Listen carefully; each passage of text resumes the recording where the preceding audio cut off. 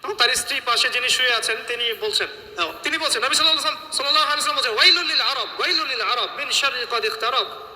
আরব জাতির জন্য ধ্বংস, আরব জাতির জন্য ধ্বংস। কি ভয়ঙ্কর ফিতনা ধেয়ে আসছে ওদের দিকে, কি ভয়ঙ্কর ফিতনা ধেয়ে আসছে।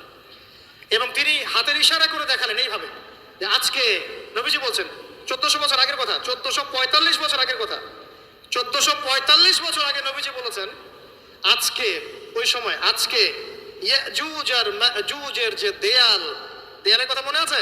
জুলকারনাইনের সময় দেয়াল, এই দেয়াল এতটুকু পরিমাণ খুলে দেয়া হয়েছে, এতটুকু পরিমাণ খুলে দেয়া হয়েছে 1400 কত বছর আগে।